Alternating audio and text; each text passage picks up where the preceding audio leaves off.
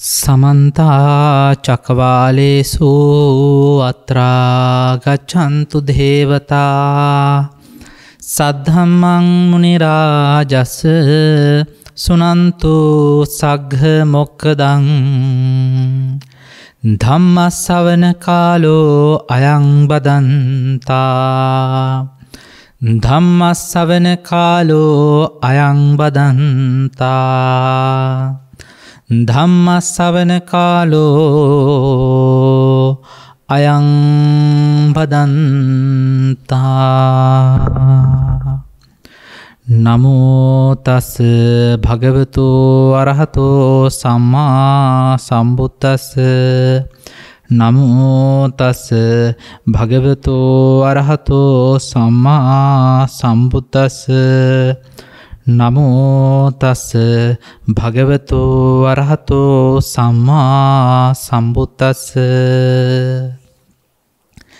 පින්වත් හැම දෙනාම සූදානම් වෙන්නේ අද ධර්ම ශ්‍රවණය කරන්න. අද කතා කරන්නේ ලෝකේ හැම දෙනාම දර්ශනය ධර්මය ආගම තුලින් සොයන දැන් ප්‍රධාන මාතෘකාවක්. ඒ තමයි භාවනාව. එතන මේ භාවනාව කියන එක මොකක්ද? බෞද්ධ භාවනාව මොකක්ද? අපි ඒක නිවැරදිව සිදු කරගන්නේ කොහොමද? ඒක තමයි අපි කතා කරන්නේ. ලෝකේ භාවනාව තියෙන්නේ බුද්ධ ආගමේ විතරක් නෙවෙයි. භාවනාව හින්දු ආගමේ තියෙනවා, ජෛන ආගමෙත් තියෙනවා.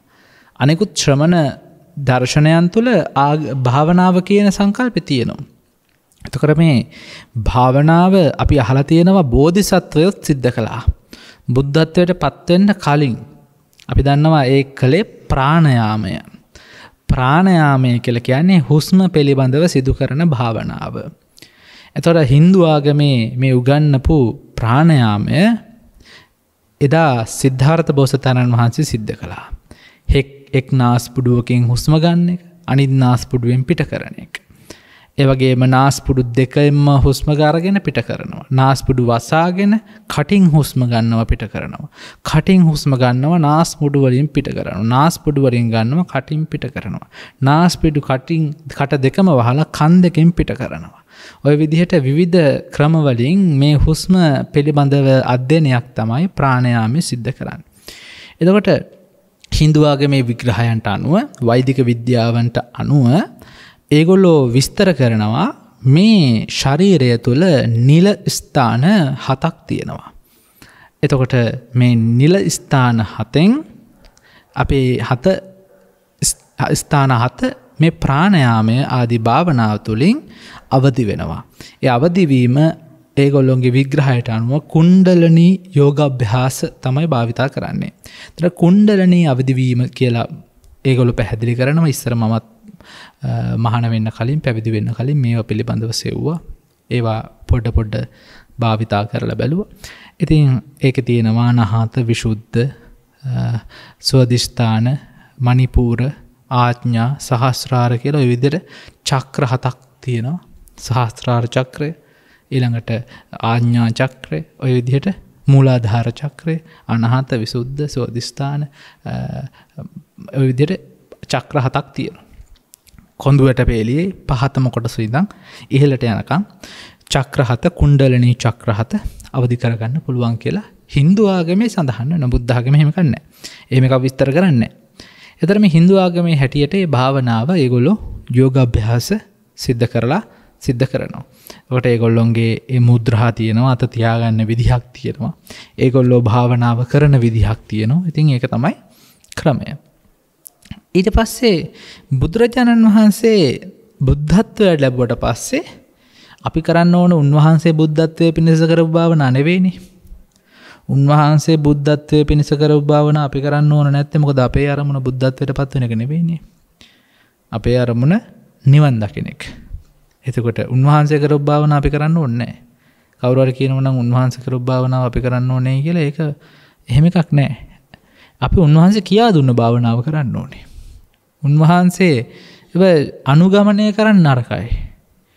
අනුගමනය අනුකරණය කරන්න අරකයි. අනුගමනය කරන්න ඕනේ. අනුකරණය කරනවා කියලා කියන්නේ උන්වහන්සේ හිටපු විදිහට ඉන්න යනවා. බුදුරජාණන් වහන්සේ හිටපු විදිහට ඉන්න ඕනේ. උන්වහන්සේ කියා දුන්න විදිහට ඉන්න ඕනේ. උන්වහන්සේ බෝධිසත්ව කාලේ ගෙදරින් ගිහිල්ලා අභිනිෂ්ක්‍රමණය කරලා පැවිදි බවට පත් වුණා. ඇයි එහෙම කළේ? ඒ කාලේ තිබ්බ සම්ප්‍රදායට අනුව. ඉතින් ඒ කාලෙක තිබ්බ සම්ප්‍රදායට අනුව උන්වහන්සේ කළා. අපි ඒක උන්වහන්සේ අනුකරණය කරලා කරන්න ඕන කියලා එකක් නැහැ. දැන් එතකොට මොකද්ද බුදුහාමුදුරුවෝ පැහැදිලි කරව භාවනාව? එතන මේ භාවනාවේ අරමුණු දෙකක් තියෙනවා. අරමුණු දෙක මෙන්න මේ විදිහට කියන්න පුළුවන්. චිත්තං සමේතීති සමතෝ. සිත සමතයකටපත් කිරීම සමතයයි. ඊළඟට විදර්ශනා විපස්සනා කියලා. ඒක මම ඊළඟට කියලා දෙන්නම්. චිත්තං සමේතීති සමතෝ කියන්නේ සිත සමතයකටපත් කිරීම, සමනය කර ගැනීම සමත භාවනාව. එතන සමත භාවනාවේ උපරිම ඵලය තමයි නේව සංඥා නා සංඥායතනය. මොකද උපරිම ඵලය? නේව සංඥා නා සංඥායතනය. මොනවාද තියෙන්නේ සමත භාවනාවේ ලැබෙන ඵල 8යි. අෂ්ට සමාපatti කියලා කියනවා. ඒ තමයි පළවෙනි එක ප්‍රථම ධාන, ဒုတိ ය ධාන, මේ හැබැයි අනාර්ය ධාන වෙන්න පුළුවන්. තෘතිය ධානය, චතුර්ථ ධානය. ඔය විදිහට ධාන 4ක් තියෙනවා. ආකාසානංචායතනය, විඤ්ඤාචඤ්ඤායතනය, ආකින්චඤ්ඤායතනය, නේව සංඥා නා සංඥායතනය. ඔය විදිහට 8ක් තියෙනවා. ඉතින් මේ 8න් අපි රූප ධාන 4. මේ රූප ධාන 4 තමයි ප්‍රථම ධාන, ဒုတိ ය ධාන, තෘතිය ධාන, චතුර්ථ ධාන. මේ 4ට යන විදිය මම උනත් පැහැදිලි කරන්නම්. ඒවා අමාරු ඒවා නෙවෙයි. අපි හිතනවා නම් මේ ධාන කියන එක මහා අමාරු දෙයක්, කරන්න බැරි දෙයක්. ඒක මේ අවුරුදු ගාණක් කැලේ ඉඳලා කරේ. ඒ කුණ්ඩලිනී යෝගාභ්‍යාස. කැලේ අවුරුදු ගාණක් ඉඳගෙන තාපසේක් විදිහට ධානගත වෙනවා කියන එකෙන් තේරුම ඒ ධානගත වීම නෙවෙයි, කුණ්ඩලිනී අවදි කර ගැනීම. ඒක කල්ගත වෙන අමාරු වැඩක් තමයි. ඒ ධානයක් උපදව ගන්න ප්‍රථම ධාන, ဒုတိ ය ධාන, තෘතිය ධාන, චතුර්ථ ධාන ආදී මේ සාමාන්‍ය ලෞකික ධාන උපදව ගන්නවා කියන එක ලෝකෝත්තර කියලා ස්වභාවයක් තියෙනවා. ඒක විදර්ශනාවත් එක්ක ලෞකික ධාන මේ උපදව ගන්නවා කියන එක මහා අමාරු දෙයක් නෙවෙයි. ඒක අවුරුදු 8ක 9ක ළමයෙක්ට උනත් කරන්න පුළුවන් හරි ප්‍රැක්ටිස් එකක් තියෙනවා නම්. හරි ක්‍රමයකට පාවිච්චි කරොත් ඒගොල්ලන්ට උනත් මේ ධානයට යන්න පුළුවන්. සමහර ගුරුවරු සමහර අය පැහැ කියනවා ඔහොම ධානවලට යන්න පුළුවන්. ධානවලට ඒ කවදාවත් ධානයක්වත් කවදාවත් සමාධියක්වත් ලැබපු නැති අය කියනවා අපෝ ඔහොම නම් යන්න බෑ. ඕක අවුරුදු ගාණක් කැලේ ගිහිල්ලා කරන්න ඕන එක. ඒ අවුරුදු ගාණක් කැලේ ගිහිල්ලා කරන්න ඕන ධාන නෙවෙයි, කුණ්ඩලිනී යෝගාභ්‍යාස. එතකොට මේ බුද්ධ ආගමයි හින්දු ආගමයි පටලවා ගන්න එපා. ඒත් හින්දු ආගමේ ආభాෂය බුදුදහමට ලැබුණා කියන එක අපි ඒක තේරුම් ගන්න ඕනේ. ඒක අනිවාර්යයෙන්ම පිළිගන්න ඕනේ. මොකද හින්දු ආගම වගේ ප්‍රබල හැමතැනම පැතිරිච්ච දහමක් ඇතුළේ තමයි බුදුදහම පෝෂණය වුණේ ඉන්දියාවේ. එතකොට ඉන්දියාවෙන් තමයි ගොඩක් වෙලාවට මේ හින්දු ආගම බුදුදහමට මිශ්‍ර වුණේ. දැන් එතකොට මේ බුදුහාමුදුරු ඉන්දියාවද ලංකාවද කියලා මම කතා කරන්න යන්නේ නැහැ මෙතන. ඒ දේවල් අපිට අදාළ දේවල් නෙවෙයි. ඒව පුරාවිද්‍යාඥයෝ ඒව කතා කරන්න ඕන දේවල්. මම කිව්වේ මේ හින්දු ආගම ඉන්දියාව එකක්. ඒතර මේ හින්දු ආගම සහ බුද්ධ ආගම එකට මිශ්‍ර වෙනවා. එතකොට මේ මිශ්‍ර වෙච්ච අවස්ථා ඕන තරම් තියෙනවා. විශුද්ධි මාර්ගය ගත්තොත් විශුද්ධි මාර්ගය ලියන අපේ බුද්ධඝෝෂ හාමුදුරුවෝ. එතන මේ බුද්ධඝෝෂ හාමුදුරුවෝ හින්දු භක්තිකයෙක්. ඉතින් උන්වහන්සේගේ හින්දු ඒ ආభాෂය විශුද්ධි මාර්ගයේ තියෙනවා. ඒක පේන්න තියෙනවා. ඒක නරකක් නෙවෙයි. ඒක හැටි. නරකක් කියලා ගන්නත් පුළුවන්. හරි. හැබැයි ඒකෙදි පැහැදිලි කරනවා සමත කර්මස්ථාන 40. සමත කර්මස්ථාන 40. මම දන්නේ නැහැ බුදුහාමුදුරුවෝ 40ම කියලා තියෙනවද කියලා. ඒත් විශුද්ධි මාර්ගයට අනුව කර්මස්ථාන 40ක් තියෙනවා. දස කසින, දස අසුබ, දස අනුස්සති, සතර අප්පවඤ්ඤ, ආහාරය පටිකුල සංඥා, චතු ධාතු අවස්ථානය, ඔය විදිහට සතර බ්‍රහ්ම විහරණ, ඔය විදිහට තියෙනවා. 10 10 10 ගිහිල්ලා කොහමද 40ක් තියෙනවා. ඒතර දස කසින කියලා නීල, පීත, ලෝහිත, ඕදාත කසින කියලා කියන්නේ කසින මණ්ඩලයක් හදලා අපිට උදාහරණයක් විදිහට මේ පීරිසිය ගමුකෝ. මේ පීරිසිය අපි කසින මණ්ඩලයක් කරගන්නවා. මම මේ අහලා තියෙන විදිහ මම ඒක භාවනාව වෙච්චර කරන්න යන්නේ නැහැ. ඒවා මේ මම හිතන්නේ නැහැ බුදුහාමුදුරුවෝ ඒක අනිවාර්ය කරා කියලා. ඒක සමත කර්මස්ථානයක්. නිල් පාට දෙයක් දිහා නීල කසිනේ. ඔන්න අපිට පටවි කසිනේ කියලා කියන්නේ. මේක තද ස්වභාව වෙන පටවි කියලා පටවි ස්වභාවය අපි අඳුන ගන්නවා. පටවි වලට ફોකස් කරන එක තමයි පටවි කසිනේදී සිද්ධ කරන්නේ. ඒ තමයි පටවි කසිනේ. ඔය විදිහට වැරදි තියෙන්න පුළුවන්. මම මේ කියන විදිහේ තව පැහැදිලි කිරීම් තියන්න පුළුවන්. මේවා වෙනම ගැඹුරට කරපු ස්වාමින් වහන්සේලා ඇති. ඉතින් උන්වහන්සේලාගෙන් අහගන්නේ කසින භාවනා මම ඒ වෙච්චර ගැඹුරට අධ්‍යයනය කරලා නැහැ, පුහුණු කරලා නැහැ. ඉතින් ඒ වගේම ආලෝක කසිනේ කියලා ආලෝකයේ දිහා බලන් ඉන්නවා. එළිය පහන් දැල්ලක් දිහා බලන් ඉන්නවා. ගින්දර දිහා බලන් ඉන්නවා. ඒ තමයි දස කසිනේ. දස අසුබ කර්මස්ථාන. දස අනුස්සති. බුද්ධානුස්සති, ධම්මානුස්සති, සංඝානුස්සති, ත්‍යාගානුස්සති, ද්වතානුස්සති, ආනාපාන සතිය අයිති වෙන්නේ ඒකට තමයි අනුස්සති. ඔය විදිහට භාවනා ක්‍රම 40ක් තියෙනවා. මම කියන්නේ මේ 40 නෙවෙයි වැදගත් වෙන්නේ මොන ක්‍රමයකින් හරි චිත්තං සමේති සමතෝ. සිත සමතයකටපත් කරගන්න පුළුවන් නම් ඒක තමයි සමතය. හැබැයි අපි කොච්චර හිත සමතයකටපත් කරත් අපිට උපරිම ලැබෙන ප්‍රතිඵලය තමයි නේව සංඥා නාසඤ්ඤායතනෙ. නේව සංඥා නාසඤ්ඤායතනෙන් එහාට අපිට ප්‍රතිඵලයක් ලෝකෝත්තර ප්‍රතිඵලයක් ලැබෙන්නේ නැහැ. ලෝකෝත්තර ප්‍රතිඵලයක් ලබන්න නැතුව කොච්චර කරත් වැඩක් නැහැ. එහෙනම් ඒක ප්‍රමාණවත් මදි. නිර්වාණ අවබෝධයට සමත භාවනාව උපයෝගී වෙන්නේ නැහැ. උදව්වක් වෙනව විතරයි. ඒ කියන්නේ ඒකට උදව් කරන බාහිර සාධකයක් මිසක් ඒක කෙලින්ම උදව් කරන්නේ නැහැ. ඒක හරියට මේ වගේ. එළවලු කපන්න අපිට උදව්වක් වෙනවා පිහිය මොහත් බව. හැබැයි අපි ජීවිත කාලෙම පිහිය මොහත් කරත් අපිට සැලඩ් එකක් කන්න වෙන්නේ නැහැ. ඇයි එළවලු කපන්න නැත්තම්? පිහිය මොහත් කරයි කියලා එළවලු හම්බෙන්නේ නැහැ. ඒතර එළවලු කපන්න ඕනේ. එහෙනම් අපේ අරමුණ විය යුත්තේ එළවලු කැපීම. ඒකට පිහිය මොහත් කිරීම උදව්වක් වෙනවා. ඒ වගේ. සමත භාවනාව ඉඳගෙන වෙනම කරන්න පුළුවන්. ආනාපාන සතිය ආදී භාවනා බුදුහාමුදුරෝ දේශනා කරනවා. සෝ සතිය අස්ස සතෝ සතිය පස්ස සතිය. ඉහළට යනකොට පහළට යනකොට හඳුනා ගන්නවා. දීගං වාස සන්තෝ දීගං අස සාමිති පජානාති. දීර්ඝ කොට යනකොට දීර්ඝ කොට යන බව. රස්සං වාස සන්තෝ රස්සං අස සාමිති. මේවට ඉතින් වචන වලට විවිධ විග්‍රහ දීලා ඉතින් දාර්ශනික කරන්න යනවා ඉතින් මේවා. මම නම් හිතන්නේ මෙහෙම ආනාපාන සතිය ආදී මේ සමතය කොටස ආනාපාන සතිය ගැඹුරු පැත්තක් තියෙනවා. මේ සමත භාවනාවේදී ඔගේ මහා ලොකු දාර්ශනික කතාවක් තියෙනවා කියලා නෑ. මේක මේ හිත සමතයකටපත් කර ගැනීම ධානාගත වීම තමයි උතනදී උපරිමයට තියෙන්නේ. ඔන්න එතනින් එහාට ගිහිල්ලා භාවිතා කරන්න ඕන අනිවාර්ය ක්‍රමය තමයි විපස්සනා. මුලින්ම මේ භාවනාව කියන එක බුදුහාමුදුරුවෝ දුන්න නිර්වචනය තමයි භාවේති කුසල ධම්මේහි ආසේවති වඩ්ඩේති ඒතායාති භාවනා. භාවේති කුසල ධම්මේහි කුසල ධර්මයක් භාවේති භාවිතා කිරීම වඩ්ඩේති වර්ධනය කිරීම ඒතායාති භාවනාව. ඒතර භාවනාව කියලා කියන්නේ කුසල ධර්මයක් කුසල ධර්මයක් භාවිතා කිරීම වර්ධනය කිරීම.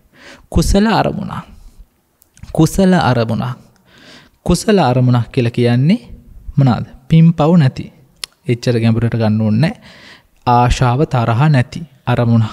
රාග ද්වේෂ නැති, ඇලීම් ගැටීම් නැති අරමුණක් භාවිතා කිරීම, වර්ධනය කිරීම භාවනාව. ඒ කියන්නේ පංච නීවරණ හට නොගන්නා ආකාරයෙන් ජීවත් වෙන්නට ඉගෙන ගැනීම භාවනාව. එහෙම කියන්න පුළුවන්. හරි. දැන් එතකොට විපස්සනාව කියන්නේ මොකක්ද? විපස්සනා කියන්නේ විවිධාකාරේන පස්සතීති විපස්සනා. විවිධාකාරේන පස්සතීති විපස්සනා. විවිධ ආකාරයෙන් දැකීම විපස්සනාවයි. ඒ කියන්නේ උදාහරණයක් විදිහට එක දෙයක් දිහා විවිධ පැතිකඩයන් ඔස්සේ දකින්න පුළුවන් විපස්සනාවේදී. හරි. මුලින්ම ඒකට කලින් දැන් මේ ධානය කියන එක අපි අඳුර ගන්න එපා. මේ ධානය කියන එක මහා ලොකුවට ගන්න යන්න එපා. ධානය වශී කර ගන්නවා කියලා එකකුත් තියෙනවා. ධානය තමන්ට වශී කර ගන්නවා කියන්නේ ධානයට හොඳට ගිහිල්ලා ධානය පත්තියන් වුණාට පස්සේ තමන්ට ඕන වෙලාවක ධානයට සමවදින්න පුළුවන් අදිෂ්ඨානයෙන්. ඒ වගේම අපිට ටික වෙලාවක් භාවනා කරලා ධ්‍යාන ස්වභාවය අත්විඳින්න පුළුවන්. අත්විඳීම සහ ඒක වශී කර ගැනීම දෙකක්. ඒතර වශී කරගන්න එක කාලයක් පුහුණු කරන්න ඕනේ.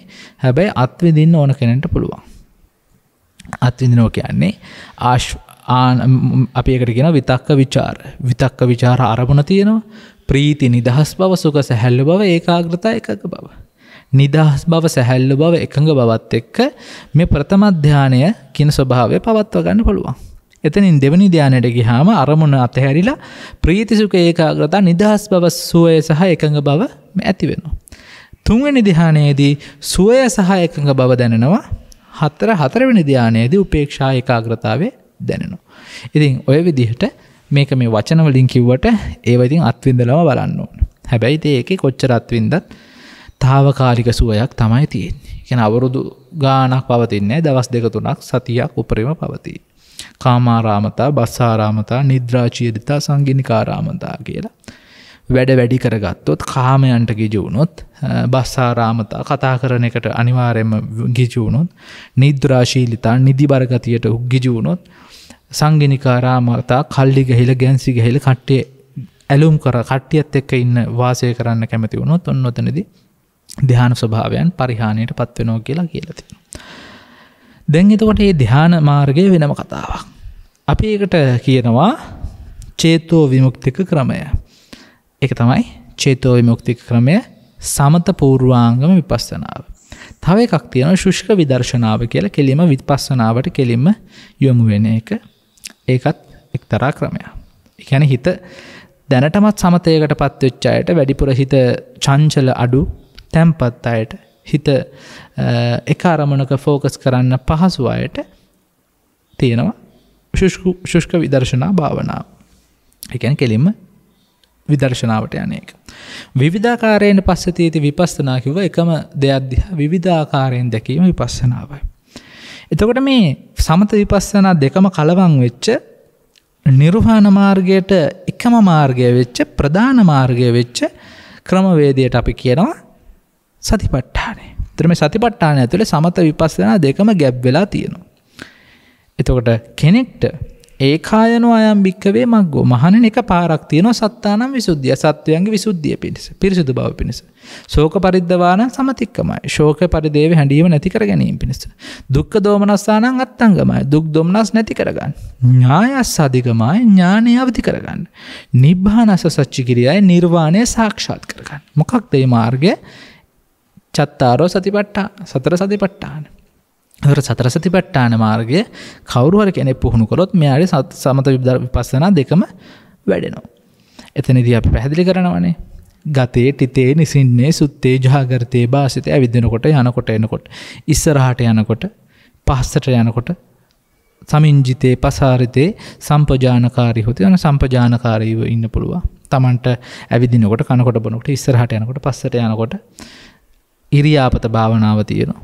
ඊළඟට ඊට කලින් තියෙන ආනාපාන සති පබ්බේදී ආනාපාන සතිය ඊළඟට ඉරියාපත ඊළඟට දචින්සකාරය ඔය විදිහට තියෙන ශරීරය පිළිබඳව දකින්න ඊළඟට ඒකේ ඇතුලේ තියෙන පිළිකුල් ස්වභාවය උද්දුමාතක විනීලක විපුබ්බක ඒ කියන්නේ ශරීරයේ ඇට කෑලි දෙකක් මේ මස් විසිරලා තියෙන හැම විසිරලා තියෙන ඇටකට විසිරලා තියෙන ඉදිමිලා තියෙන ඔන්න නිල් වෙලා තියෙන මේ ශරීරයට වෙනස් වේගෙන යන ස්වභාවය දකින්න එක වෙනම තියෙනවා. එතනින් එහාට තියෙනවනේ චිත් වේදනානුපස්සනාව කියලා. සුඛ වේදනා, දුක්ඛ වේදනා, දුක්ඛම සුඛ වේදනා කියලා සුඛ මේ වේදනානුස්සතිය තියෙනවා. ඊළඟට චිත්තානුපස්සනාව වෙනම තියෙනවා. සිත පිළිබඳව හඳුනගන්න සරාගං වා චිත්තං සරාගං චිත්තන්ති පජානාති. රාග සහිත සිත හඳුන ගන්නවා, ද්වේෂ සහිත සිත හඳුන ගන්නවා, මෝහ සහිත සිත හඳුන ගන්නවා, ඇකිලිච්ච සිත හඳුන ගන්නවා, ප්‍රසාරණය වෙච්ච සිත හඳුන ගන්නවා. මාර්ගයේ ගත වෙච්ච සිත අඳුන ගන්නවා, මාර්ගයෙන් එළියට ගියපු සිත අඳුන ගන්නවා. අන්න ඒ විදිහට චිත්තානුපස්සනාව තියෙන ධර්මතා අඳුන ගන්නවා. සිතේ පවතින දේවල් පංච නීවරණ, පංච උපාදානස්කන්ධ ඔය විදිහට සිත ඇතුලේ පවතින සප්ත බොජ්ජංග ඒවා චතුරාර්ය සත්‍ය ධර්මතා පිළිබඳව හඳුන ගන්න තියෙනවා. තමයි සූත්‍ර විග්‍රහය. හැබැයි ඉතින් ඔය මොකක්වත් ඇහුවට ඔය කොච්චර දේවල් ඇහුවත් අපි හරියට නිවැරදි පුහුණුවකට ගියේ නැත්තම් මේව නිකන් දැනුමක් විතරයි අපි මේ දන්න දේවල් විතරයි වෙනවා. ඒක නිසා එහෙම කරගන්න එපා. ඊට වඩා මේක ප්‍රායෝගික පැත්තට ගමු. විපස්සනාවයි කියලා කිව්වේ මේ එක දෙයක් දිහා විවිධ පැතිකඩයන් ඔස්සේ දැකීම විපස්සනාවයිනේ. එක දෙයක් දිහා එක පැත්තකින් බැලුවාම අපි සරලව ගත්තොත් අපිට පේන්නේ ඒ කෝණයෙන් විතරයි. එතකොට අපේ සම්මා දිට්ඨියක් නෙවෙයි අපි පවතින්නේ ඒ මොහොතේ පවතින්නේ එක පැත්තකින් දැක්ක නිසා මිත්‍යා දෘෂ්ටිය. මිත්‍යා දෘෂ්ටිය කියන්නේ වැරදි දැක්මක්. මිත්‍යා දෘෂ්ටිය කියලා කියන්නේ මහා මේ අපි හිතන විදිහට මේ දෙවියෝ පිටිපස්සේ යන්නේ. එහෙම එකක් විතරක් නෙවෙයි. මිත්‍යා දෘෂ්ටිය කියන්නේ වැරදි දැක්මක්. අන්තගාමී දැක්මක්. එක කෝණකින් විතරක් බලන එක. බුදුහාමුදුරු දේශනා කරන විවිධාකාරයෙන් පස්සතියති විපස්සනා විවිධ පැතිකඩයන් ඔස්සේ දකින්නට පටන් ගන්නවා. එතකොට මොකද වෙන්නේ? අපි එක පිළිබඳව දැඩි දෘෂ්ටියක් හදාගන්නේ නැහැ. දැන් අපි හිතමු මේ වටාපත ගැන. මේ වටාපත දිහා බැලුවාම මට හිතෙනවා මේක වටාපතක් කියලා. අන්න වටාපතක් කියලා මම දැඩි බල්ලා ගත්තොත් ඔන්න මම මිත්‍යා දෘෂ්ටියට යනවා. ඊට මම තව පැතිකඩකින් දකිනවා. මේ කියන්නේ මේක හරවර නෙමෙයි මම මේ නිකන් සංකේතාත්මකව හැරෙව්වේ. අපි වටාපත පිළිබඳව දකින විදිය වෙනස් කරනවා. මෙතන වටාපතක් කිව්වට තියෙන තලකොළයකුයි ලී කෑල්ලකුයි යකඩ කෑල්ලකුයි ප්ලාස්ටික් කෑල්ලකුයි රෙදි කෑල්ලකුයි. කෑලි ගොඩක කිව්වා. තවත් පැතිකඩක් ඔස්සේ බලනවා. මෙතන කෑලි ගොඩක් නෙවෙයි තියෙන්නේ. මෙතන තියෙන්නේ මොනවාද? අංශුන් ගොඩක්. ඊළඟ මෙතන තියෙන්නේ පරමාණු ගොඩක්. මෙතන තියෙන්නේ ධාතු ගොඩක්. මෙතන තියෙන්නේ මායාවක්. මෙතන තියෙන්නේ අපි ඇහැට පේන මායාවක්. දැන් බලන්න අපි එක පැත්තකින් දැක්කේ නැහැ එක එක පැතිකඩයන් ඔස්සේ දකිනවා. එක එක පැතිකඩයන් ඔස්සේ දකිනකොට අපිට ඒක පිළිබඳව හදාගෙන හිටපු දෘෂ්ටිය, ඒක පිළිබඳව හදාගෙන හිටපු වැරදි දැක්ම නැති වෙලා ගිහිල්ලා අපි නිවැරදි දැක්මකටපත් වෙනවා. මොකද්ද නිවැරදි දැක්ම? ඇලෙල් වැඩකුත් නැහැ, ගෙටල වැඩකුත් නැහැ. ඇත කියලා එකකුත් නැහැ, නැත කියලා එකකුත් නැහැ. හිත මැදටපත් වෙනවා. අන්නේ මැදටපත් වීම තමයි මේ මධ්‍යස්ථ වීම තමයි බුදුහාමුදුරුවෝ පැහැදිලි කරගන්නේ මාර්ගයට අවශ්‍ය වෙන ප්‍රධානම අංගයක් විදිහට. මේ මැදිහත් ස්වභාවය, මධ්‍යම ප්‍රතිපදාව, නිවැරදි දැක්ම ඇත නැත අන්තයෙන් ඉවත් වී සම්මා දිට්ඨියටපත් වීම තමයි අපේ ඊළඟ මාර්ගයේ සියලුම අංග ටික වැඩෙන්න හේතු වෙන්නේ. ඒක චත්තාරචික සූත්‍රය පැහැදිලි කරනවානේ. සම්මා දිට්ඨිය තමයි සම්මා සංකල්පයට හේතු වෙන්නේ, වාචාවලට හේතු වෙන්නේ, කම්මන්තයට හේතු වෙන්නේ, ආජීවයට, වායාම, සතියට, සමාධියට, මේ හැම දෙයකටම හේතු වෙන්නේ සම්මා දිට්ඨියම තමයි.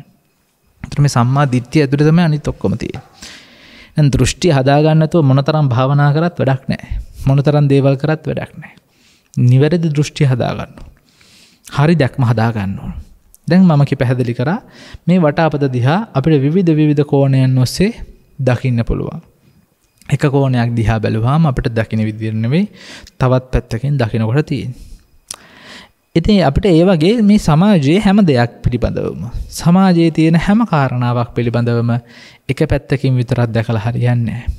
ඔබේ දරුවා පිළිබඳව ඔබට ඇති වෙනවා මගේ කියලා හැඟීමක්, තමන්ගේ කියලා හැඟීමක්. එහෙනම් දරුවා නිවැරදිව හැදෙන්න ඕනේ, නිවැරදිව හොඳ යහපත් කෙනෙක් වෙන්න ඕනේ කියලා හැඟීමක් ඔබ ගාව තියෙනවා. ඒත් දරුවා කියන එක අහන්නේ නැහැ. දරුවා මුරණ්ඩුයි. පාඩම් කරන්නේ නැහැ. උදේට නැගිටින්නේ නැහැ. ඔබ දකිනවා එහෙනම් මේක වැරදි, දරුවා මුරණ්ඩුයි, මේක හදා ගන්න ඕනේ, මම බයින්න ඕනේ, බැනලා දාලා දරුවව හදන්න යනවා. අපි දැන් ඒක එක පැත්තකින් දැක්කා දරුවා මුරණ්ඩුයි. මුරණ්ඩුකම නැති කර ගන්න ඕනේ. ඒක තමයි අපි දරුවත් පිළිබඳව දැක්ක එක පැත්තක්. ඔබ ඔන්න වැරදි දැක්මකින් ඉන්නේ. තව පැත්තකින් බලන දරුවගේ පැත්තෙන් උත් අපි බලනවා. බලනකොට තේරෙනවා දරුවන මොකක් ප්‍රශ්නයක් තියෙනවා. මොකක් මානසික පීඩනයක් තියෙනවා. දරුවගේ හිතේ තියෙන ශක්තිය නැති වෙලා තියෙනවා. ඉස්සර තිබ්බ ජවය නැති වෙලා තියෙනවා. ඒක බාහිර කෙනෙක් නිසා වෙන්නත් පුළුවන්, ඔබ නිසා වෙන්නත් පුළුවන්. එයා රැඩ් නින්දයක් නැති නිසා වෙන්නත් පුළුවන්. මොකක් හරි වෙන ගැටලුවක්, කායික රෝගයක් නිසා වෙන්නත් පුළුවන්, මානසික ප්‍රශ්නයක් නිසා වෙන්නත් පුළුවන්. අන්න එයාගේ පැත්තෙනුත් දකින්න. අන්න එහෙම පැති කිහිපයකින් දකින්නකොට අපිට නිවැරදි උත්තරය ගන්න පුළුවන්කම හැතිරෙනවා. ඒක තමයි බුදුහාඳුරෝ කියන්නේ විපස්සනා කියන්නේ. එහෙනම් අපි හැම දෙයක් පිළිබඳව විපස්සනාවෙන් ජීවත් වෙන්න ඕනේ. විපස්සනාවට වැදගත්ම වෙන්නේ සිහිය. විපස්සනාවට විතරක් නෙවෙයි සමතයටත් වැදගත්ම වෙන්නේ සිහිය. එතකොට බුදුදහමේ පුහුණුවක් කියලා අපිට කරන්න තියෙන ප්‍රධානම දේ තමයි පුරුදු කරන්න ඕනේ. වැදගත්ම දේ තමයි සිහිය පුරුදු කරන්න ඕනේ. අපි සිහිය පුරුදු කරනව වෙනුවට අපි ප්‍රාණඝාතයෙන් වැළකෙන්න පුරුදු වුණා. සොරකම් කිරීමෙන් වැළකෙන්න පුරුදු වුණා. කාමීත්‍යාචාරයෙන් වැළකෙන්න පුරුදු වුණා. බොරු කීමෙන් වැළකෙන්න පුරුදු වුණා. සුරාපානයෙන් වැළකෙන්න පුරුදු වුණා කියලා හිතන්නකො. ඒ කියන්නේ ඒ පුරුදු වීමට වඩා වටිනවා සිහිය පුරුදු කරන එක. සිහිය පුරුදු කරන එක ඇති වෙන්න ඕනේ සම්මා දිට්ඨියත් එක්ක. මොකද තමන්ගේ සීලය හැදෙන්නේ ඥානයට සාපේක්ෂව. ඥානය තුළින් සීලය හැදුනහම තමයි ඒ තුළින් හිතේ නිදහස ඇති වෙන්නේ. එහෙනම් අපි හොඳට තේරුම් ගන්න ඕනේ මේ සිල්වත් බවට වඩා වැදගත් වෙන්නේ සිහිය. ඔබ සිහියෙන් නම් ඉන්නේ සීලය තව දුරටත් ඔබට බාධාවක් වෙන්නේ නැහැ. ඒ කියන්නේ ප්‍රාණඝාත කරන්න කියලා නෙවෙයි කියන්නේ. සිහියෙන් ඉන්නව නම් ප්‍රාණඝාත කෙරෙන්නේ නැහැ. සිහියෙන් ඉන්නව නම් හොරකම් කෙරෙන්නේ නැහැ. සිහියෙන් ඉන්නව නම් කාමයේ වර්ධව හැසිරෙන්නේ නැහැ. අසීයට ගියාම තමයි ඔක්කොම වෙන්නේ. එහෙනම් සිහිය හදා ගන්න ඕනේ. මොකද සිහිය කියන්නේ? දැන් සිහිය කියන්නේ එක එක්කෙනා එක එක දේවල් කියන්න පුළුවන් මතකය ඒ වගේම කල්පනාව විවිධ අදහස් කියන්න පුළුවන්. ඒත් සිහිය කියන්නේ මම සරලවම කිව්වොත් කලන්ත හැදුනහම නැති වෙලා යන ඕනේ කාට හරි. කලන්ත හැදිච්චාම නැති වෙලා යන සිහිය නැති වුණා කියලා කියන්නේ. අයි කලන්තේ හොඳ වෙලා සිහිය ආවහම අපි ඒකට කියනවා සිහිය ආවයි කියලා. මොකක්ද වෙන්නේ කලන්ත නැති වුණාම? කලන්ත හැදුනහම මොකද වෙන්නේ? මොකක්වත් දන්නේ නැහැ. මොනවද උනේ කියලා දන්නේ නැහැ. කෑල්ලක් ගලවන් ගියක් දන්නේ නැහැ. දන්නේ නැතිකම අසිහිය. දන්නාකම සිහිය. එහෙනම් සිහිය කියන එකට සරලම සිංහල වචනේ තමයි දැන ගැනීම. අපි ඒකට මයින්ඩ්ෆුල්නස් කියලාත් කියනවා ඉංග්‍රීසියෙන් කියන්නේ. මයින්ඩ්ෆුල්නස් කියන්නේ ඒක තමයි. තමන්ගේ මනස සම්පූර්ණයෙන් ඒකට යොදවීම. දැන ගැනීම. දැන ගැනීම කොටස් 3ක් තියෙනවා. පාලි වලින් ගත්තොත් ජානාති, පජානාති, සම්පජානාති. දැනගන්න කියනවා ජානාති. සාමාන්‍ය විදියට කොහෙද යන්නේ? දරුවෙක් කොහේ හරි ගමනක් යන්න අහනකොට අපි යන කොහෙද යන්නේ? ආවල් යාළුවා ගෙදරට යන්න. ජානාති. ඒක සාමාන්‍ය විදියට දැනගන්න. මොකද කරන්නේ? අකනවා. ආනන් ජානාති. අන්න දැනගත්ත. මොනවද බොන්නේ? වතුර බොන්නේ. ජානාති. දැනගත්තා. එතනින් එහා හොයන්න යන්නේ. එතනින් එහාට එක උපසර්ගයක් වැඩි කරනවා අපි පජානාති. පජානාති කියනකොට කොහෙද යන්නේ? යාළුවෙක් ගෙදර යන්නේ. මොකටද යන්නේ? අන්න පජානාති. මොනවද කන්නේ? බත් එකක් කන්නේ. ඇයි කන්නේ? බඩගිනේද? ඔව් බඩගිනේ. වතුර බොනවා. මොනවද බොන්නේ? වතුර බොන්නේ. කොහෙන්ද බොන්නේ? ටැප් එකකින් බොන්නේ.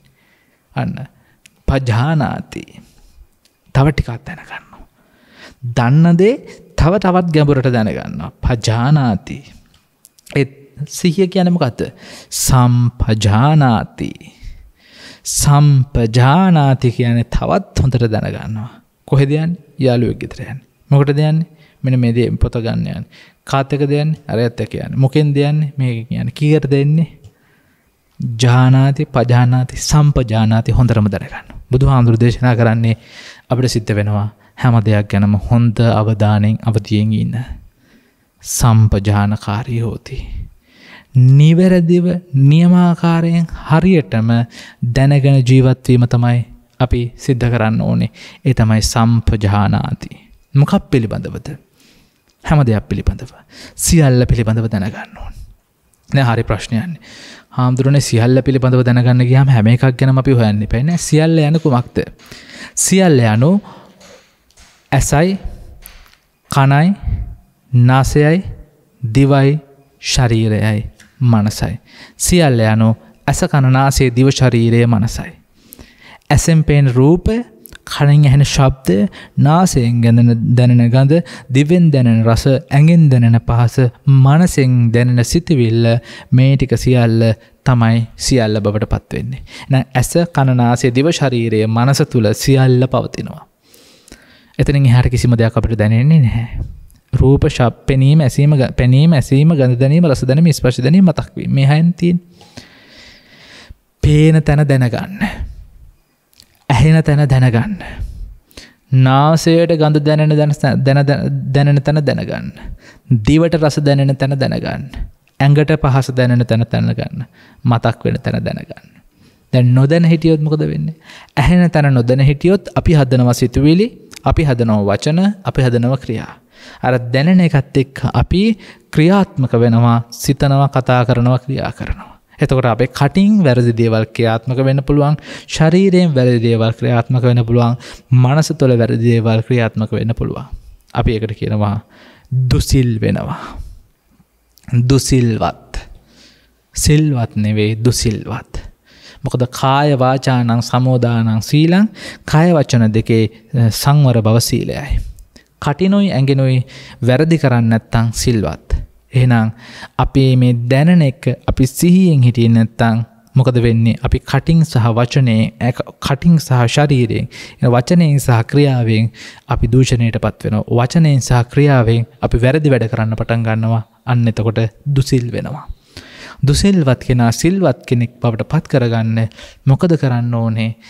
කට වහන එකවත්, ඇඟ වහන ක්‍රියාකාරකම් නවත්වන එකවත් නෙවෙයි. එයාට සිහිය පුරුදු කරවන්න ඕනේ.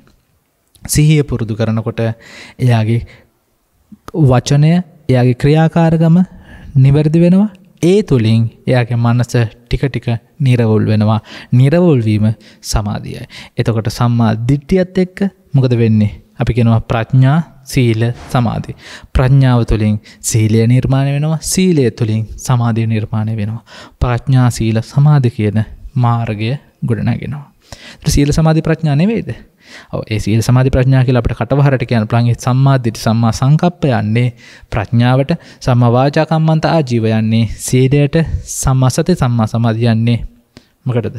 සම්මා සති සම්මා වායාම සම්මා සති සම්මා සමාධි යන්නේ සමාධි වලට. එතකොට බලන්න මෙතනදී අපි වැරදි විදිහට මේ මාර්ගය පුහුණු කරන්න තමයි යන්නේ. අපි මුලින්ම සිල්වත් වෙන්න යනවා.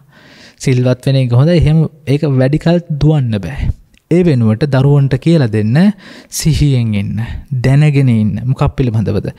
පේන තැන අවධානයෙන් ඉන්න, දැනගෙන ඉන්න, ඇහෙන තැන දැනගෙන ඉන්න, නාසයට දැනෙන තැන දැනගෙන ඉන්න, දිවට දැනෙන තැන දැනගෙන ඉන්න, ඇඟට දැනෙන තැන දැනගෙන ඉන්න, මතක් වෙන තැන දැනගෙන ඉන්න. මොනවද දැනගෙන ඉන්නද? ඒ පිළිබඳව ඇත්ත දැනගෙන ඉන්න. මොකක්ද ඇත්ත? කිං සච්ච.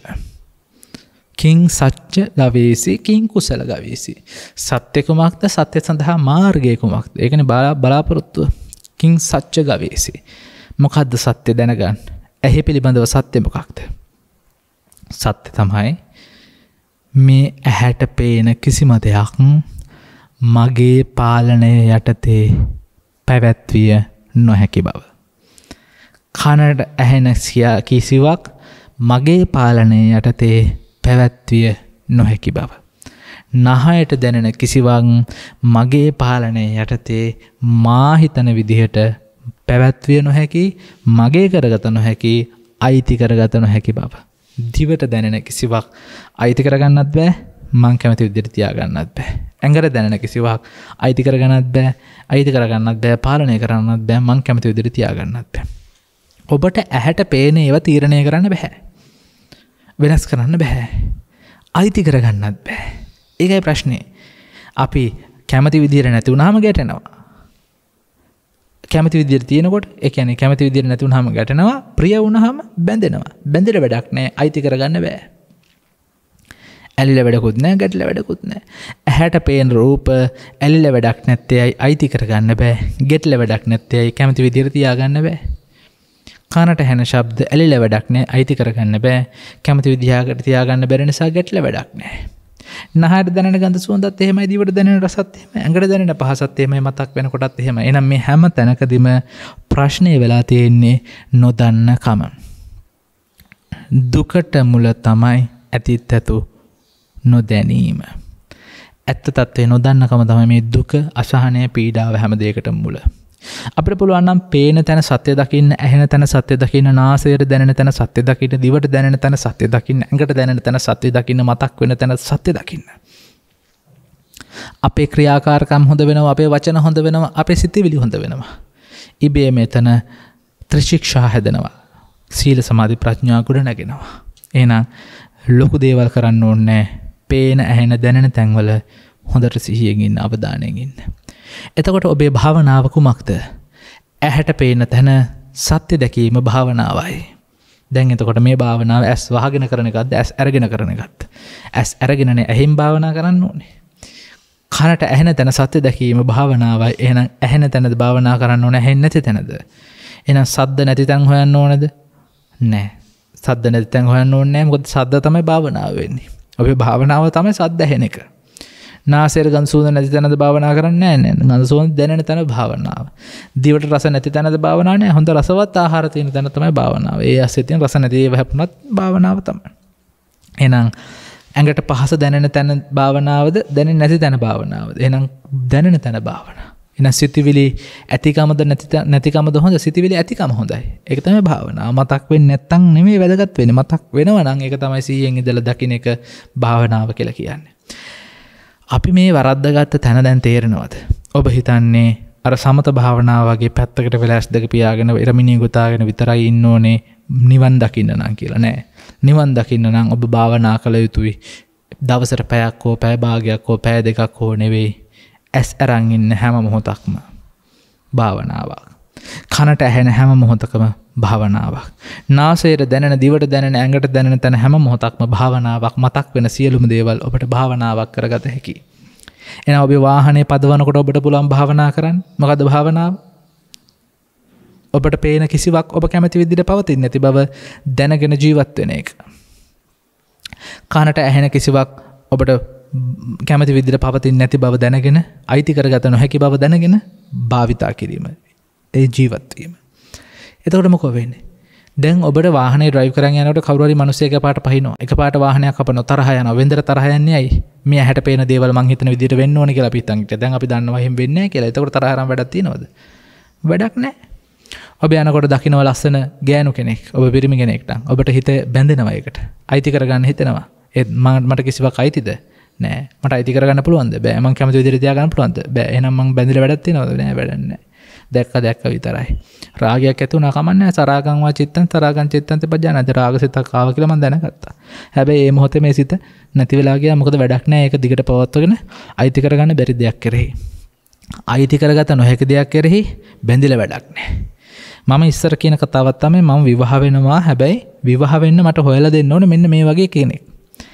ලෙඩ වෙන්නේ නැති, වයසට යන්නේ නැති, මැරෙන්නේ නැති, මං කැමති විදියට පවතින කෙනෙක්. ලෙඩ වෙන්නේ නැති, වයසට යන්නේ නැති, මැරෙන්නේ නැති, මං කැමති විදියට පවතින කෙනෙක් මට සොයා දුන්නොත් විවාහ වෙනවා කියලා කියනවා. ඉතින් හරියනේ කතාව. ඉතින් එහෙම කෙනෙක් හම්බෙයිද? දැන් තාම හොයනව හම්බුනේ නැහැ. එහෙම කෙනෙක් ඉන්නව නම් කියන්න. එහෙම කවුරුත් ඔබට හම්බෙයිද? නැහැ. එහෙනම් අපි අවධානයෙන් ඉන්නවා නම් අපිට බැඳෙන්න හෝ ගැටෙන්න හේතු නැති බව තේරෙනවා. බැඳුනට කමක් නැහැ. හැමෝම රහතන් වහන්සේලා නෙවෙයි.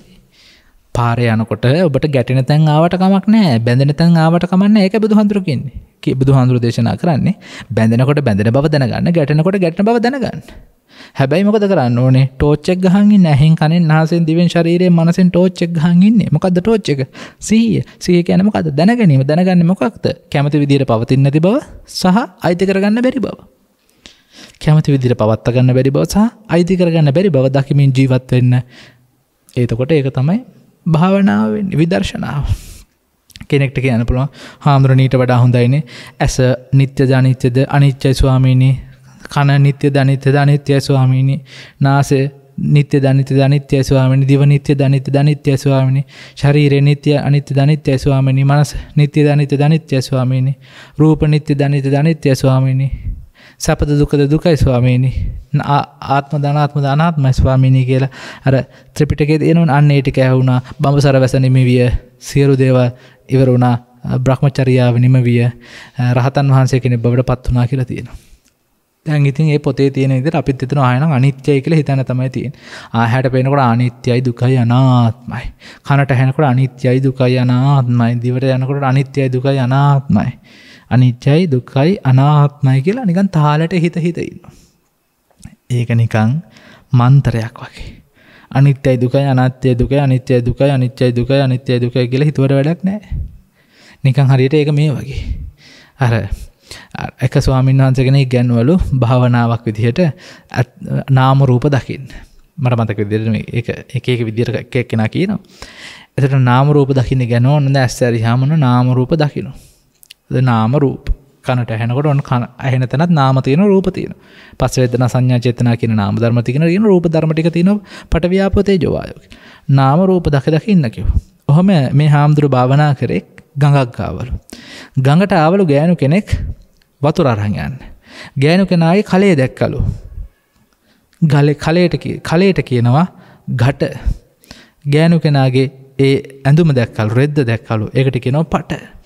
හාමුදුරුව ඇස්සරිනකොටම දැන් නාම රූප කියලා හිතාගෙන හිටියේ. හාමුදුරුව එකපාරට වචන මාරු කරගත්තලු වැරදිලා. ගටපටන් ගන්න ගත්තලු. දැන් නාම රූප කලේ රෙද්ද. දැන් එහෙම හාමුදුරුවගේ භාවනාව මොකක්ද? ගටපටන්. අනිත් පැත්තේ තව හාමුදුරුව කෙනෙක් භාවනා කරනවා නාම රූප කියලා. දැක්කලු කොකෙක් ඇවිල්ලා වතුර බීලා යනවා. කොකාට කියන්නේ බක, වතුරට කියන්නේ උදක බකන්. එක හාමුදුරුව කෙනෙක් උදක බකන් කියලා භාවනා කරනවා. අනිත් එක්කෙනා ගටපටන්. කොකා වතුර කලේ රෙද්ද. දැන් ඉතින් දෙන්නගේ භාවනාව. මං අහන්නේ සත්‍ය අවබෝධය වේද? නෑ. ඒ දෙන නිකන් වචන ගායනා කර කර ඉන්නවා. එහෙනම් මේ ඔක්කොම මේ වචන ටික පොඩ්ඩක් පැත්තකට දාලා අර්ථය දකින්න. මොකක්ද අර්ථය? මේක මේ අනිච්ච දුක්ඛ අනාත්ත වචන හොය යන එක නෙවෙයි. මම කැමති විදිහට තියෙනවද නැහැ. ඒක තේරුම් ගන්න. අයිති කරගන්න පුළුවන්ද? බෑ. ඒක තේරුම් ගන්න. ඒක දැක හිටියත් මං කියන්නේ මේ වැඩේ කරන්න පුළුවන්. අර චුල්ලපන්තකට දුන්නෙත් ඒකනේ. පිරිසුදු කරනවා කියලා පිරිසුදු කරන්න එක වෙයිත් පිරිසුදුන්නේ අපිරිසුදු වුණා. මං කැමති විදිහට තියෙන්නේ. ඒක තේරුම් ගත්තා. ඉතින් මේ අභ්‍යාස භාවනා අපි පුහුණු කරන්න ඕන කියලා හිතන්නේ අර කුණ්ඩලිනී අභ්‍යාස පුහුණු කරන විදිහටමයි නෑ. එහෙම එකක් ඕනේ නෑ. ඔබට ඔබගේ නිවස තුල භාවනා කළ හැකියි. ඔබ ගෙදර වැඩ කරන වෙලාවේ භාවනා කරන්න පුළුවන්. ඔබට රැකියා කරන ස්ථානේ භාවනා කරන්න පුළුවන්. ඔබට භාවනා කරන්න වෙලාව ඕනේ නෑ. ඒ කියන්නේ සමත භාවනාවක් කරන්න වෙන් වෙන්න ඕන උනාට අරඤ්‍යගතව රුක්කමූලගතව ශුන්‍යාගාරගතව උනාට විපස්සනාවට බුදුහාමුදුරු එහෙම කියන්නේ ගතේටිතේ නිසින්නේ සුත්තේ ජහගරිතේ වාසිතේ අසිතේ පිතේ කායිතේ සාහිතේ උච්චාව පස්සාරි කම්මේ සම්පජානකාරී හෝති. යනකොට එනකොට කනකොට බොනකොට වැසිකිලි කැසිකිලි කරනකොට පවා සිහියෙන් ඉන්න කියලා කියන්නේ කතා කරනකොට නිහඬ වෙනකොට මේ හැම තැනකදීම කරන්න පුළුවන්. එහෙනම් වාහනේ ලවනකොට උයනකොට ඔෆිස් එකේ ඉඳන් ෆයිල් අස්සම් කරනකොට ඕනම තැනකදී ඔබට පුළුවන් මේ භාවනාව කරන්න. එහෙනම් භාවනාව කියලා කියන්නේ කුසල අරමුණක් භාවිතා කිරීම වර්ධනය කිරීම. සමතය කියන්නේ සිත සමතයකටපත් කිරීම. විපස්සනා කියලා කියන්නේ විවිධ පැතිකඩයන් ඔස්සේ දැකීම.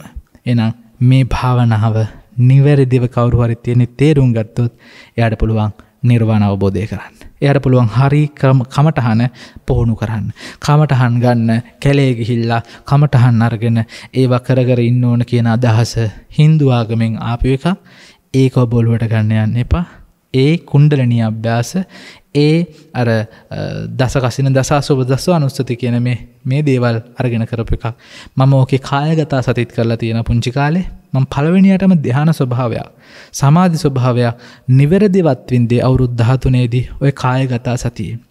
කායගත සතියේදී කේසා ලෝමා නකා දන්තා තචෝ තචෝ දන්තා නකා ලෝමා කේසා කේසා ලෝමා නකා දන්තා තචෝ මන්සං මන්සං තචෝ දන්තා නකා ලෝමා කේසා. ඔහොම 32 පොඩ්ඩ වැඩි කර 32ම කේසා ලෝමා නකා දන්තා තචෝ මන්සං නහරු වට්ටි යටි මිඤ්ඤා ඔය විදිහට 32 මුඩට ගිහිලා 32ම ආපස්සට එනවා. ඔය විදිහට මෙනෙහි කරලා.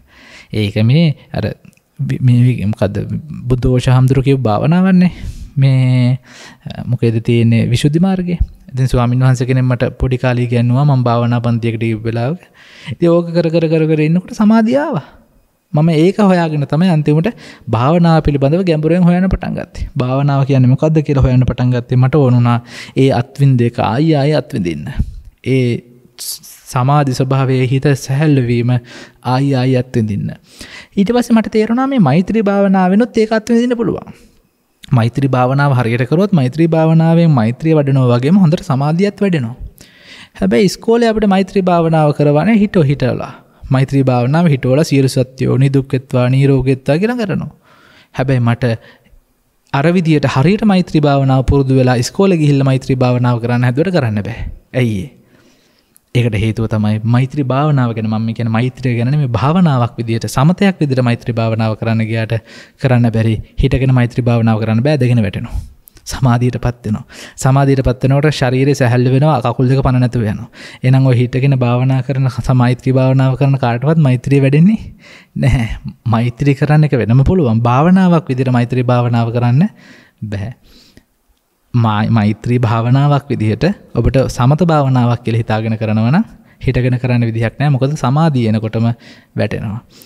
මොකද ඉස්කෝලේ ළමයි සියලු සත්ත්වෝ නිදුක්කත්තා කියලා කියනකොටම ඇස් දෙකෙන් හොරෙන් බලනවා ටීචර් එනවද සර් එනවද කියලා බලනවා. එහා පැත්තේ ඉන්න ළමයාට ගහනවා මදුරුවෙක් ඉන්නවනේ.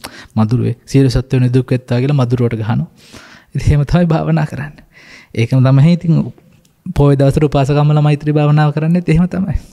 ඉතින් මේවයේ ප්‍රායෝගික පැත්ත නිවැරදිව තේරුම් අරගෙන හරියට තේරුම් අරගෙන කරන්න නැතුව නිකන් කියන්නම් වාල නිකන් ගැටපටන් උදක බකන් කිය අර හාමුදුරු දෙන්න කිව්වා වගේ වචන ගායනා කර කර ඔබ හිතනවා නම් මම දැන් මෙච්චර වෙලා භාවනා කරනවා මම පැය 4ක් භාවනා කරනවා 3ක් භාවනා කරනවා උදේ නැගිටලා සමහර අය 4ට නැගිටලා ඇඳේ උඩ ඉඳගෙන 6 වෙනකන් නිදාගෙන කියනවා මම පැය දෙකක් හාමුදුරනේ භාවනා කරා.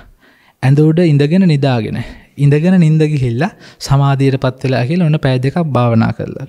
කමක් නැහැ ඉතින් මම කියන්නේ මේ වෙලාවල් තියාගන්න එපා. භාවනාව කියලා කියන්නේ හැම මොහොතකම භාවනාවක්. හැම මොහොතකම දැනගෙන ජීවත් වීම, නිවැරදිව දකින්න, හරියට සම්පජානකාරී හොති, සම්පජානකාරීව ජීවත් වෙන්න. ඒක තමයි බුදුහාමුදුරුවෝ පෙන්නපු නිවැරදි භාවනාව. ඒ භාවනාව තමන්ගේ ජීවිතයට එකතු කරගෙන බුදුහාමුදුරුවෝ කියපු එළේ ලෝකෝත්තර සුවය දක්වා ගමන් කරන්න හැමදෙනාටම මේ දේශනාවත් උපයෝගී වේවා, හේතු වේවා, වාසනාව වේවා කියලා අපි ප්‍රාර්ථනා කරනවා. අද දේශනාවේ දායකත්වයේ දරන අයගේ අරමුණ නොම්බර 14 කළුවක්ගල හංවල්ල ලිපිනේ පදිංචිව සිට 2016 අප්‍රේල් මාස 30 වන දින මේ භව ගමන නිමා කළ සෝමතිලක දිසානායක මහතාට මේ පින්බෙලෙන් නිවන් දකින තුරු දුගතියක නොයිපද සුගති ලෝකයේ ඉපද ඊ타මත් ඉක්මනින් භවයකදී චතුරාර්ය සත්‍ය අවබෝධ වී නිවන් දැකීමට මේ පින් හේතු වේවායි ප්‍රාර්ථනා කරන්නේ බිරිඳ නීතා සරෝජනී මහත්මිය ඇතුළු දව් දරුවන් විසින්. තවද පින් නැවසි සියලුම මියගිය සත්වයෝද මේ පින් අනුමෝදන් වේවා, දුකින් මිදෙත්වා.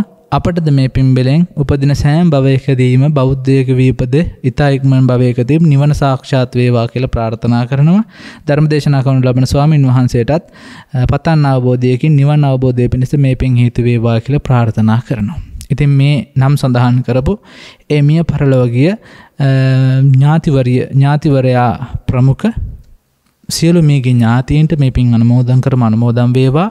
භවගාම ජීවිතය යහපත් වේවා. උතුම් නිවනින් සැනසීමට මේ පින්කමත් හේතු වාසනා වේවා කියලා අපි ප්‍රාර්ථනා කරනවා. සියලු දෙවියන්ට මේ පින් අනුමෝදන් වේවා. දෙවියන්ගේ රැකවරණය හැමදෙනාටම ලබා දෙත්වා. දෙවියෝත් පැතු බෝධියකින් උතුම් නිවනින් සැනසීම උදා කරගනිත්වා කියලා සාදු කියලා ප්‍රාර්ථනා කරගන්න. ආකාශට්ඨා ච බුම්මට්ඨා දේවානාගා මහිද්దికා පුඤ්ඤන්තං අනුමෝදිත්වා චිරන් රක්ඛන්තු ලෝක සාසනං චිරන් රක්ඛන්තු දේශනං චිරන් රක්ඛන්තු මම් පරන්ති. ඒ වගේම ප්‍රඥානාලිකාවේ ගෞරවනීය නායක හඳුරන් වහන්සේ ප්‍රමුඛ සියලුම කාර්ය මණ්ඩලයේ පින්වත් හැමදෙනාටම දේශනාව සඳහා දායකත්වයෙන් දරපු හැමදෙනාටම ඒ වගේම ධර්ම ශ්‍රවණය කරපු ඔබ අප සියලු දෙනාටම නිරෝගී සුව ලැබේවා, දීර්ඝායුෂ ලැබේවා. උතුම් නිවනේ සැනසීමට මේ පින්කමත් හේතු වාසනා වේවා කියලා අපි ප්‍රාර්ථනා කරනවා. සබ්බීතියෝ විවජ්ජන්තු සබ්බ රෝගෝ විනස්සතු මාතේ භවත්වන්තරායෝ සුඛී දීඝායුකෝ භවතු සබ්බ මංගලං රක්ඛන්තු සබ්බ දේවතා සබ්බ බුද්ධානුභාවේන සබ්බ ධම්මානුභාවේන සබ්බ සංඝානුභාවේන සදා සොත්ති භවන්තු තේ. තුන්වන් සතු අනන්ත ගුණ බලෙන් යහපතක්ම වේවා. මෝහක්ඛයෝ නිබ්බානං